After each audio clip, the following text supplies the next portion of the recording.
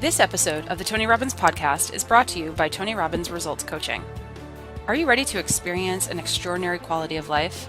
Or maybe you're already doing well, but you know you can take your life to a whole new level. To do that, you have to set yourself up to win. You need a process, a way to consistently grow and produce the results that you need. That's what a Tony Robbins Results Coach can do for you. Whatever area in your life you want to change, your relationship, your health, your career, or your business, coaching is one of the most valuable tools you can have. It's an investment in yourself, and it can yield some of the highest returns. Tony Robbins Results Coaches are hand-selected and trained by the master of coaching, Tony Robbins himself, to have the skills that will empower you with supreme focus, powerful insight, and the accountability needed to achieve everything you've ever dreamed. To help you get started, Tony is offering podcast listeners a free results coaching strategy session with one of his top coaches.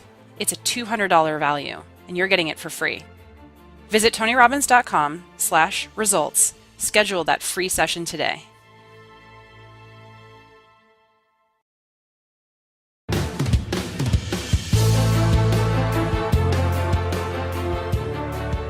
Welcome to the Tony Robbins podcast. We've all had some area in our life that we said we were going to change, whether it's our relationship, our business, finances, career, or our health. We all have something that we want to take to the next level, but for one reason or another, we just never made it happen. Maybe we pulled back too soon or didn't follow through. Maybe we made an excuse or even sabotaged it before we had a chance to start. Whatever the reason, we just couldn't break through. In this episode, Tony talks about the three components to creating a breakthrough: strategy, story, and state. The way you approach a goal, your beliefs about your life, and your mental game form the foundation for any success or failure. But by taking control of these forces, you can take massive action, and you can create the quality of life that you've always wanted. About 35 years ago, I got obsessed with a simple question. What makes the difference in the quality of people's lives? What makes some people leaders and other people followers? What makes most people talk about a dream and never follow through, and other people, just a small percentage, kick ass, take names. You can throw any obstacle at them, they find a way to break through. What's the difference? And when I first grew up, I grew up very poor financially. I grew up in a very tough environment. When I met my fourth father, I said, "Mom, I'm confused."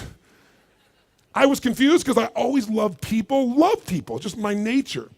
But when I was in high school, I was not the most popular kid in school. In fact, the most popular kid in school treated me like hell. He was so vicious and mean. I thought, what makes that guy popular?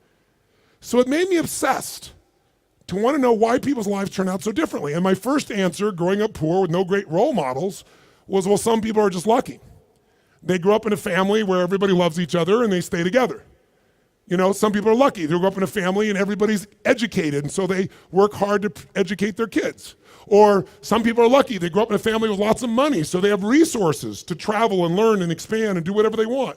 And as much as I wanted to believe that story, that some people are just lucky, that they had a better family, when you pay attention and you're even slightly honest with yourself, that story doesn't hold up, does it? Because when you look around, what happens to people that were truly given everything and they don't have to work for it? What happens to the person who's born and they got total love and support from their family? They have total financial abundance. They don't have to worry about it whatsoever. They got all the great education. What happens to the majority of those? Not all, but the majority of those people don't build any muscle.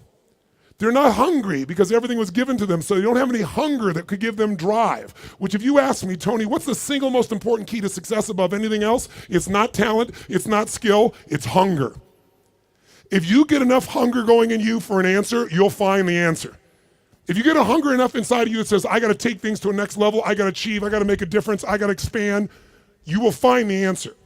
People's intelligence will expand if they got enough hunger. But if you got everything and you're not hungry, you're not gonna have much. Look at the pathetic people you read about in the rag newspapers who were given everything. And as a result, what do you find out? The majority of people that are given everything, you find them living in rehab. They've been getting everything else, and they're going in and out of rehab for drugs or alcohol or something else. And then you find these people that life seems to have stepped on. You know the kind of people I'm talking about? Life has kicked them in the face. They've experienced tremendous injustice. Nothing has been fair to them. They've been abused mentally, emotionally, sexually, spiritually, whatever. And very often, those are the very people that most of us are inspired by, who achieve levels that most people never dream about and who touch society. For example, what would you guess would be the future for a child if I described their background? Because most people think biography is destiny. What you've been through determines who you are. And most of us, if we're not succeeding, can tell everybody the stories of why we're in that place. But it's much more fun to tell people where you are today in spite of what happened in your life. That's a much more interesting story, isn't it? But if you look around, what if a person's story is this? True story. A person's born and their father's not there as a baby. Their father left before they got there. Their mother is going to raise them and their mother's 13. A child being raised by a child. If that's all I told you, what would you predict the future of this child would be good? Real positive, uplifting, expansive, powerful, influential, or concerning? Concerning. What if I said this 13-year-old mother didn't know what to do with this baby and was overwhelmed, so she gave the baby most of the time to her grandma, who had lots to deal with? And what if I told you, with grandma not noticing, before this child was 13, she was sexually abused more than 3 times by different people in family and friends? Now, a little baby being abused, a child being abused. What's the future? Doesn't look too bright, does it? What if I told you at 13, when the baby turned 13, this baby became exactly like her mother and became pregnant as well? Followed exactly in her mother's footsteps. What if I told you at 13, when the baby arrived, the baby was stillborn? The baby died at birth. What would that do to an adult mom having a baby, much less a 13-year-old child? What if I told you the kid went a little crazy with her behavior, got so outrageous and out of control, they put her in an institution, but fortunately the institution didn't have enough beds, so they couldn't keep her there more than a few days, and they finally released her to a man who claimed to be her father, who she'd not met. By now I'm sure you figured out whose story this is. Who is it? This is Oprah Winfrey's story. Oprah Winfrey went through all that we just said, plus she was African American at a time in the US when the President of the United States was not African American, and when many people in the US did not judge people by their character, they judged them by their color, based on nothing whatsoever. This woman has become one of the most influential people in the world, females on the planet, and that's her story. So the reason is, whatever story you're being told about the economy, whatever story you're being told around you, you have to be so aware not to buy into a limiting story. Either someone else telling you that or you telling yourself that. And I'll tell you something, it's gotten worse as the years gone by, and I think the US has been the leader in it. I'm not attacking my country, it's interesting what's happened in my country in the last 2 decades. Some of you may be old enough to remember 20 years ago when things started to change, because America likes to export their stories. So I think many of you, if you're around then, can remember there was a story of 2 young men who killed their parents in Los Angeles. Their names were the Menendez brothers. Does anybody here remember that story, the Menendez brothers? Keep your hands up so I can see a sense. Yeah, quite a few of you can remember the story. If you didn't know the story, it's about these 2 young men. They killed their parents, their mother and father, at point blank range with a shotgun, murdered them in cold blood. But when they went to a jury trial, the jury couldn't decide. They admitted they did it. They admitted it. But they said, but our parents were abusive. And so the jury literally was deadlocked. It took 2 jury trials to convict them. Now, all because they were abused. Well, many people are abused. They don't kill their parents with shotguns, right? See, if you and I are going to be successful, we're never going to get it by blaming somebody else, including God. People say, I'm poor because God wanted me poor. I'm fat because God got me fat. No, you're poor and fat because you sit on the couch and watch TV and eat Cheetos all day. It's not God's fault. So what I'm suggesting to you is you and I have to come up with a better story, a story that can make things work. So now I want you to tell me the truth on something here. Tell me right now, who here in this room has ever failed to accomplish something that really mattered to you? We all know we failed at some point. The first time I ever asked this question on stage, it was spontaneous. I was at this group called TED, Technology, Entertainment, and Design. And I asked everybody in the audience, because they're all multi-billionaires, the guys that started Yahoo, the guys that started Google. It's this really unique group of people. And they're in this darkness. And they weren't responding, so I said, let me just ask you a question. How many of you have ever failed? No one raised their hand. I said, thank you for your full participation. How many of you have ever failed? They all raised their hand. I said, great. When you failed in the past, why did you fail? And this is where you hear people's story. Remember why I'm telling you this? Because I want to tell you right now, you might write down something. Change your story, change your life. We all have a story about why we are where we are. If you're not where you want to be in your life, in some area, like maybe your body's great, but your finances aren't, or your finances great, but your relationship sucks, or doesn't, or whatever. The bottom line is, you've got a story why it's that way. And the story we tell ourselves protects us from pain. It gives us a reason why it's not our fault, or it's gonna be okay in the future. But the story that protects you also imprisons you. It keeps you from changing your life. So in order to create a change in your life, you really truly gotta change your story. You gotta shift your story. You gotta find a story that's gonna empower you, a story that's gonna strengthen you, a story that'll push you beyond anything you've ever done in the past. So the story most people have, and that they had at this TED piece was, I said, why have you failed in the past? Didn't have the money, didn't have enough time, didn't have the right resources, didn't know the right people, didn't have the right contacts, didn't have the technology. Some people said we had a lousy leader. The leader said I had lousy people. Right? Isn't this stuff what people tell you? And then in the darkness, I heard this voice say, I didn't have enough Supreme Court justices. And I looked into the dark room down there in the front row, and it's Vice President Al Gore, who lost to George Bush, and the whole crowd, I was in Northern California, and it was a Democratic crowd, so they all stood up and cheered like crazy. And when they're done cheering, I just stood there and I said, that's one way to explain why you didn't become President of the United States. You didn't have enough Supreme Court justices. But I might suggest there might be a different reason. And everybody was like quiet, going, what's he gonna say? And I said, let's look at everybody else first.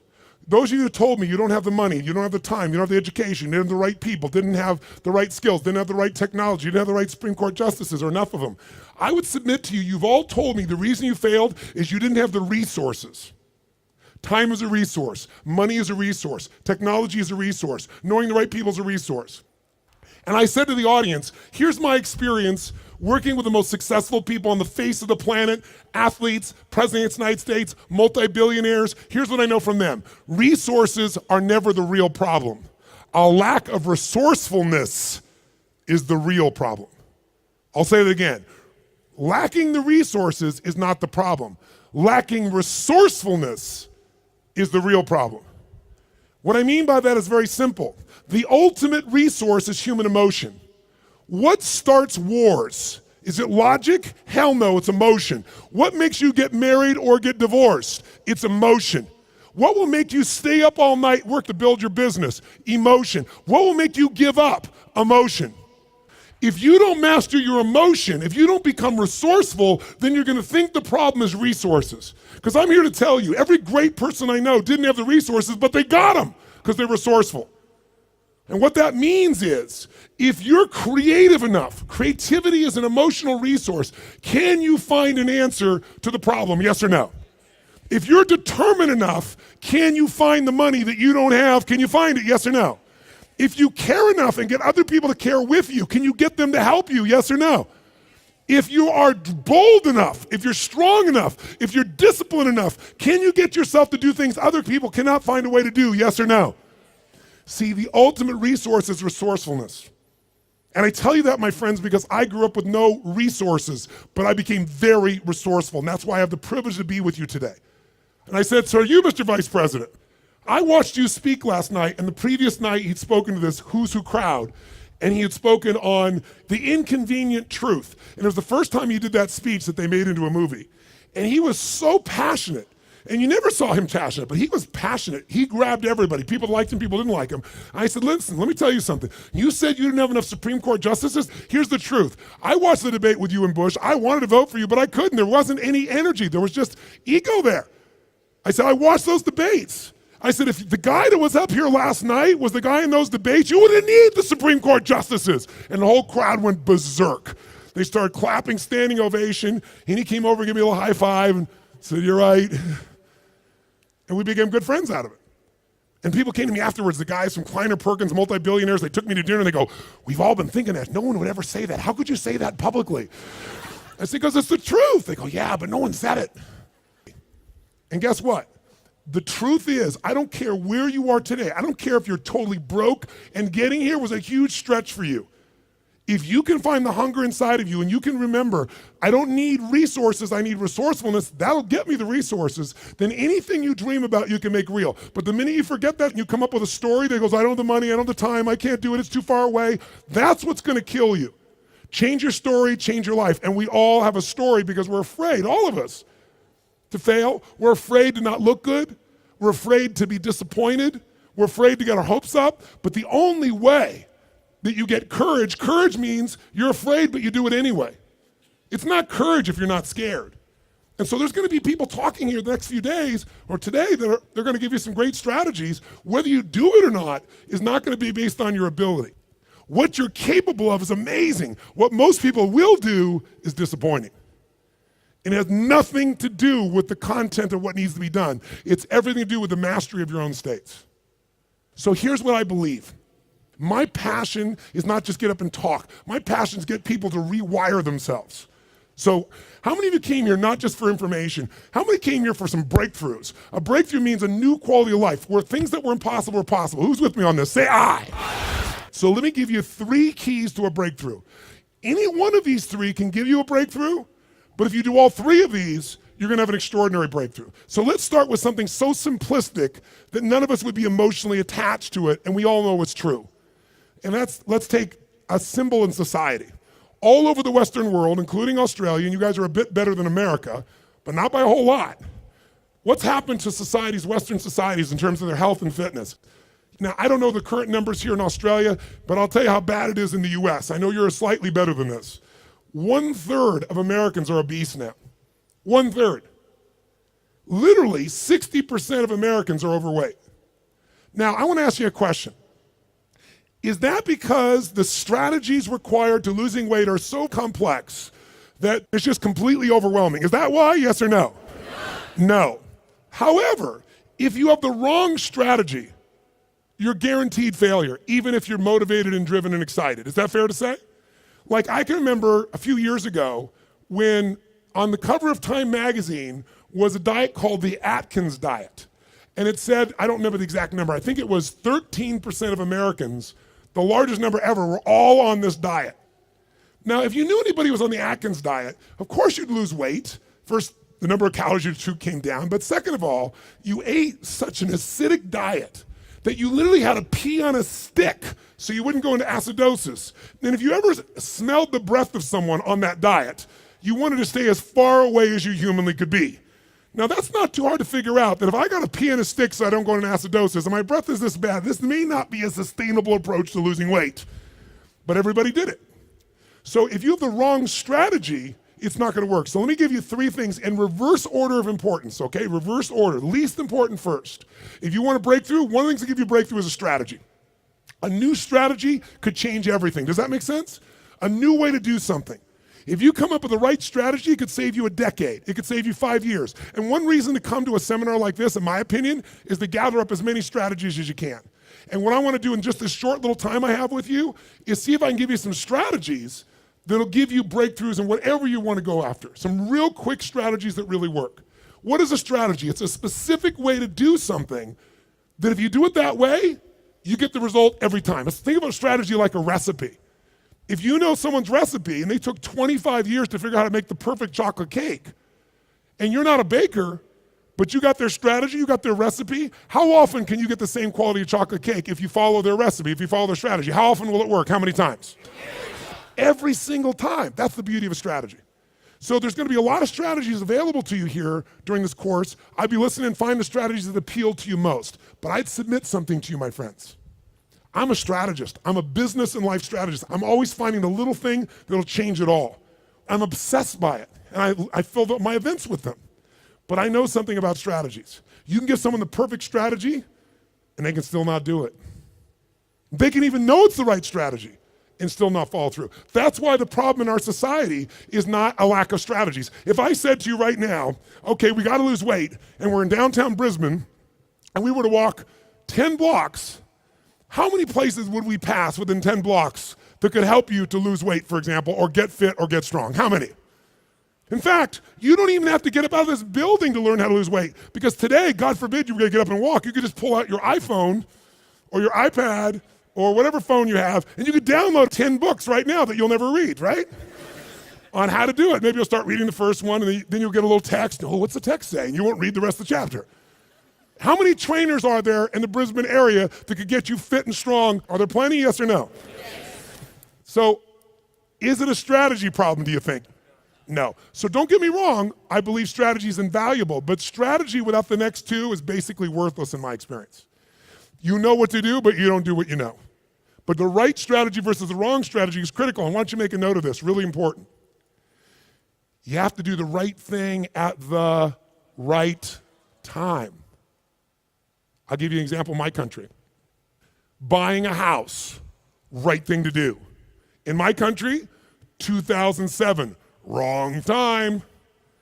If you bought a house in the United States in 2007, right now you're upside down anywhere from 30 to 70%. 70. In places like Las Vegas, they're down 70%. I have a friend that had a $10 million home just sold for $3 million.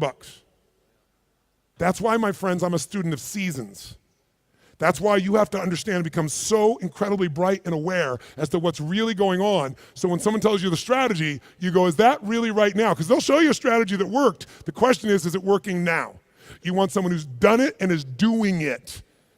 People go all the time and they go see someone, let's say a really nice stockbroker who then tells them what to do with their finances, but you got more money than he does. That ought to be a clue he's not the person to talk to. People go to psychiatrists all the time that are taking antidepressants for their depression, and they wonder why they don't get better. I mean, we're weird this way. I'm telling you, if you're gonna get a strategy, you better get somebody who's doing it, someone who's getting results. Now, strategy, is it critically important? Even though I beat up on it, is it still a huge advantage with the right strategy, yes or no? Yes. So what's the second thing? The second element, though, that affects whether you're gonna use the strategy or not is the story you tell yourself. Does that make sense? Because if your story is, I'm big boned, or I've tried what? I've tried what? Everything. If you tried everything, you'd have the answer. Right? But when people say I tried everything, what does that do? It makes your brain go, see, I've tried everything. There's no reason to try anymore. It's not my fault. I'm just big boned. I just have low metabolism. Right? It's just, I've always been this way. And by the way, people's stories are often true, but they're not effective. It may be true that you have low metabolism. It may be true that you're big bone, but that's not why you're fat. It's because you're doing nothing to change your metabolism. Make sense? Or I don't have a relationship with a great man or great woman because all the good ones are gone. Or they're gay and I'm not, or I'm gay and they're not, something of that nature, right? Isn't that a common story people tell themselves? And what does the story do? It kills your hunger, it kills your drive, it gives you a reason not to face the discomfort. We've all lived in a society that has trained us since we're this tall now. Most of you, by the time you're 21, saw 2 million commercials and had to instantly get out of pain. Instantly out of pain. You know what the problem with getting out of pain is? It takes away the purpose of drive. How many of you know somebody who takes antidepressants right now and they're still depressed? That's because they have the same story.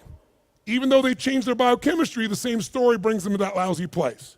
If your story is, I don't have the resources, that story is gonna kill your future. If your story is, I can get any resource I want if I find a way to add enough what? Value to other people's lives, then you can get the resources. It's so amazing. I don't know, because in Australia you don't have a lot of places to go. I know there's a few, but how many of you in this room ski or snowboard? In skiing or snowboarding, if you take up the sport and you get on a really vicious hill, what they call a black diamond hill, there's edges where if you don't stop, you go to the edge and you'll die. And what happens is when you're brand new and you're starting to skid out of control, most people slam themselves on the ground and try to hang on to the hill for dear life. And those are the people that will never master skiing or snowboarding because they let their fear of the edge push them down.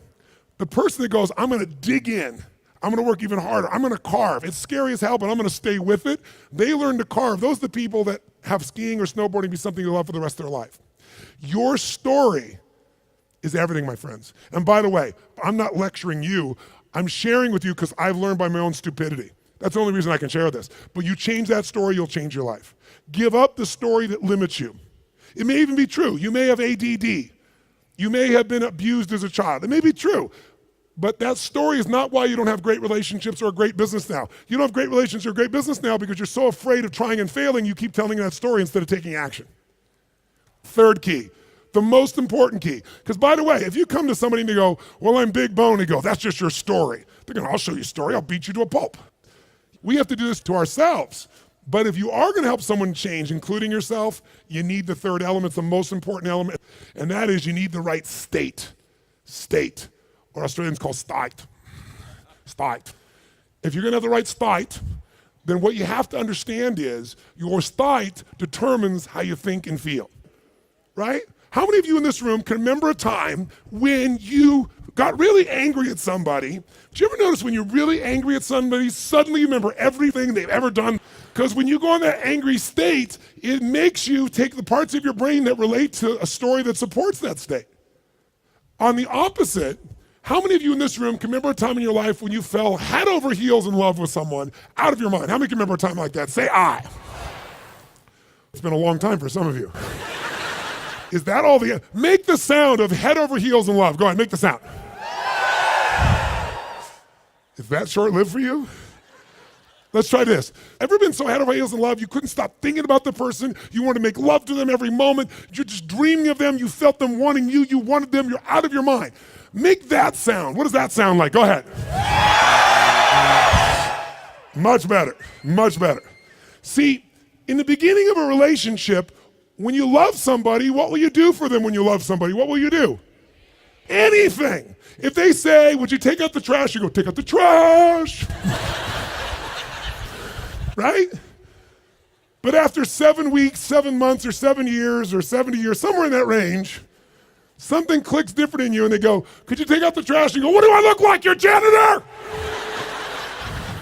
And they go, I don't know what it is. We used to have so much passion. Where did it go? I'll give you a clue, write this down. If you do what you did in the beginning of the relationship, in the end of the relationship, there won't be an end. If you do what you did in the beginning of the relationship, in the end of the relationship, then there won't be an end. How long have you two been together? A year. 20 years from now, there'll be no worries for you two. He's got his arm around her. They're snuggling, they're connected. They're in the middle of the seminar learning and they're totally connected. Do what you did in the beginning of the relationship, at the end of the relationship, there won't be an end. It's so simple. That's the difference in state, isn't it? Because when you go in a different state, you come up with a different story about your partner and then you use different strategies that aren't very good. If you're in a great state, great story, great strategies, you tend to maximize. Is this helpful? So tell me, which one of the three here do you think is the one that can screw things up the fastest and can mess things up the most? Which one of these three? Tell me. Story is the one that will sustain the problem. The one that can change everything the fastest is the state. The strategy is useful, don't get me wrong. I live for them. I mean, I can tell you some strategies in business. I've taken companies, I buy them for next to nothing and turn them around, make millions of dollars, just using a couple of little strategies. Some of you will come to my business mastery program, you'll see. I tell people on day one of my business mastery, you come, if today the first day is not worth a minimum of $1 million to you, day one, $1 million minimum, then I'll give you all your money back, plus you get to keep everything got out of day one. It's only a 4-day program. My clients are like multi-billion-dollar companies. We've helped turn around HomeX, the largest home builder, to give you an idea, in Mexico. They credit us in the last 2 years to $750 million of increases from what I did with them. That's their words, not mine. Or taking a chiropractor who's got 3 people and doubling his business in 6 months. I've done that with strategies. Simple business strategies where if you don't know the strategy, ignorance is not bliss, ignorance is poverty, ignorance is pain. And the way I got those strategies is I willing to fly anywhere, do anything, spend any amount of money because I knew the value of the strategy. But all that still would have been worthless if I didn't apply it. What got me to apply it was the right story in the right state. If you want to change your story, first thing you got to do is change your state. Does this make sense? Yes or no? So now, let's take a look at you and what you want. If you and I want to say, why do people's lives turn out differently than other people? We can come up with one word and I can show you where it is. Decisions. Write down decisions, not conditions, determine my destiny. Decisions, not conditions, determine my destiny. If you look at your life and you look back on it over the last 10 or 15 years, I'd be willing to bet there have been some decisions that if you would have made a different decision, your life would be radically different today. Your relationships or your income or your happiness or your body weight. Everybody's got a story about how the condition affected them. But I can take you 2 people that went through the same conditions and one person comes back from war and they kill themselves or other people, and somebody else comes back and they spend all their life working for peace. I can find two people that were abused as a child. One of them lives totally inside themselves, feeling sorry for themselves. The other one becomes somebody who has an incredibly passionate relationship because they're never going to let anybody hurt who they love. Same conditions, different decisions. So when the economy that you're going through right now, it doesn't matter what the season of your economy is. What matters is the decisions you're going to make. And let me give you the 3 decisions you're making every moment you're alive, including in this moment. And you see if it's true or not. First decision you're making right now in this moment, every moment of your life, is what to focus on. What to focus on totally affects your life. Think about it. Whatever you focus on, you're going to feel, even if it's not true. If you're focusing on, oh my God, the economy's going to go to hell, when you focus on like that, you're going to feel like hell, and your decisions are going to be hang on to what you got. If you're focusing on, everybody's scared to death, this is a perfect time for me to find an ultimate advantage, because during times of maximum pessimism is when you can do the best. If that's your focus, you're going to find a different set of opportunities. Focus equals feeling, focus equals direction, focus shapes everything. What's the problem though? Most of us don't control our focus, we let the world around us do it, don't we? If you're going to turn on the television set, tell me something. What does the news always try to do to get our attention? Tell us what's rosy and beautiful and magnificent? No. Or find something that will jolt us. Which one? Jolt us. In the old days, today the news is in your pocket, right? It comes to you through your Twitter feed. It comes to you by being fed to, for example, by text by friends or whatever. The news follows us. But to get our attention in a world where everyone's fighting for our attention, they're looking for a story to jolt you. In the old days, before you had news in your pocket, you walked by a newspaper stand, and if it said something like, headline at the top said, great weather this weekend, what did you do? Smiled, that's cool. Did you buy the paper? No, I'm not gonna buy the paper, great weather, I know what I need to know. But if the headline says, big storm coming, what happened? Boom, some money went in that sucker you pulled out, you need to know more. So the news is so competitive today, 24/7, there's not enough news. They've got to constantly play this game. So if you don't take control of your focus, the world will do it for you. If you want to feel good about something, what kind of news? What if there was a movie, and you went to the movie, and here's the beginning of the movie. The main protagonist, the main character, is cool, having a great time, physically healthy, strong, happy, great family, great finances, great everything. That's how it starts, okay? Second part of the movie, still good. Third part of the movie, phenomenal. End of the movie, everything's cool. Who's going to go to that movie? What are they going to say? That movie's the most boring what? Movie on the planet. So you and I, if we don't take control of our own focus, we let the environment do it for us because they're always looking to get your attention. Film at 11, your child could die by drinking the natural water here coming out of this area. And when you get to the story, it's never quite the story, but they use that headline to get you. There are headlines in your own life too, though, aren't there? Headlines we use on ourselves. If you want to change your life, change your focus. I'll give you 3 examples real quick. Everyone has a pattern of focus. It's not what you focus on in the moment that affects you. It's what you focus on regularly. So for example, do you tend to focus, personally you, on what you can control or what you can't control? Those of you focus on what you can control tend to feel more in charge of life. Those that focus on what you can't control, by the way, is there plenty of stuff we can't control in this world, yes or no? Tons. And if you focus on it, you will be depressed. Depressed people constantly focus on what they can't control. Second, and it doesn't matter what drugs you take, if you keep focusing on what you can't control, you're gonna get depressed if we add 2 more. Here's another pattern. Do you tend to focus on what you have or what's missing in your life? The tendency today is what's missing, and sometimes we make up what's missing. If you focus on what you have, when you're focused on what you're grateful for, how does your life feel? When you start thinking, oh my God, look at how I'm living. I mean, the worst Australian person who's having the worst, toughest time is having a better time than 90%, I should say more like 80% of the planet. Because about 80% of the planet lives on $2 a day. Most of us, our worst nightmare is somebody else in the world's greatest dream. But if we don't focus on what we have, and we focus on what we're missing, you're gonna feel like hell. And don't get me wrong, sometimes focusing on what you're missing will give you some drive. Cool, but you just gotta balance it out. People are depressed, always focus on what they can't control, always focus on what's missing, and here's the third one they have, third one. And by the way, most of you have one of these, maybe 2, not all 3. If you have all 3, I know you get depressed pretty easily, okay? Third one, do you intend to focus on the future, the present, or the past? Now, we all do all three, right? But which one do you tend to put more focus on, the future, the present, or the past? What is it for you? Just say it out loud, quick. Future. Now, in this room, you hear a lot of the future, which in my country is called future. And most of you came here because you're interested in the future, aren't you? Isn't that why you came here? That gives you an advantage, doesn't it? Because most people tend to look at the past. If you're focused on the past, since you can't control it, it's going to probably, many times, lower your energy or even depress you. If you focus on the present, you'll probably be happier because the present moment's got more to it. A great business person looks at the future and the present, back and forth. A great happy human being tends to live in the present. A miserable human being tends to live in the past. Now, there's some exceptions. If your past is the best part of your life, you might want to spend more time there. But the problem is, if you're trying to drive yourself into the future and you're using a rearview mirror called the past, what's going to happen, my friends? Tell me what's going to happen. You're going to crash. You're not going to go backwards, you're going to crash. Make sense? So these are just three. I could give you so many more, and if you decide to come to the seminar, we're not just going to tell you this, we're going to work on it. But I want to at least make you aware of it. So if you catch yourself focusing on what you can't control, go, okay, of course I can't control this, but this is what I am in charge of. This is what I can control.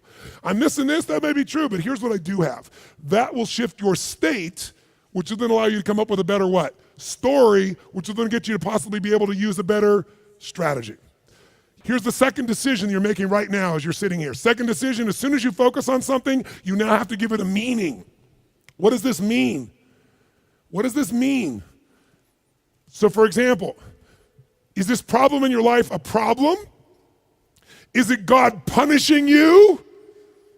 Would it feel different than if you said I have a problem versus God's punishing me? Or is it a challenge? Or what if it was a gift?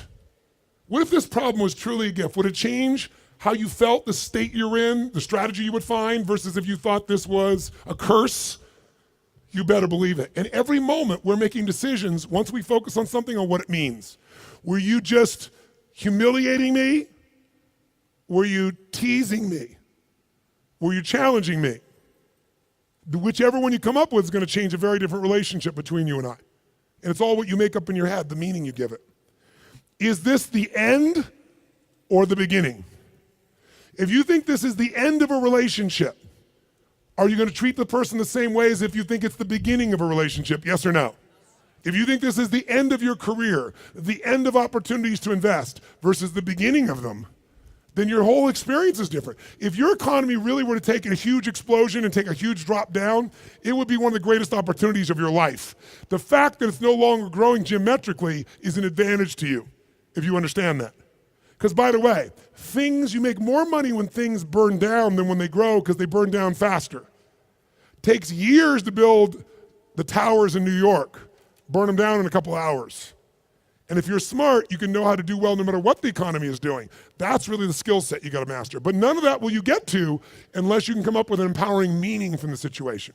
That's what makes somebody successful. What makes Oprah Oprah is she focused on what she could control.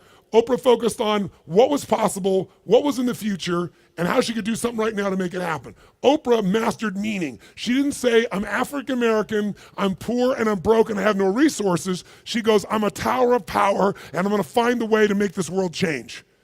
Those belief systems got her, those states and beliefs, to the strategies that made her Oprah. Make sense? So the piece here is meaning. What does it mean? And then the third decision you're making right now, and again, when I say you're making it, be honest. You may not be making these decisions consciously. They may be being made in your unconscious just habitually because you're not paying attention.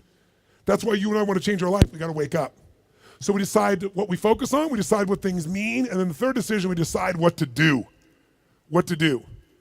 Do I quit or move forward? Do I go interview this person and figure out what they know, or do I just go home and have lunch? Do I enroll in this course so I keep growing, or do I go home and say, let's just see how I do? Your decisions are going to be affected. Do I stay married or do I get divorced? Do I walk up to that person and say, I want to meet you, or do I just stay here and go, maybe it's not the right time? Your decisions of what to do are powerfully shaped by the emotions you were feeling, and the emotions came from the meaning. The Tony Robbins podcast is directed by Tony Robbins and hosted by Anna Yorg. Carrie Song is our executive producer. Tyler Culbertson is our associate producer. Jamie Carvajal and Adriel De La Torre are our digital editors. Special thanks to Diane Adcock and Mary Buckheit for their creative review. Copyright Robbins Research International.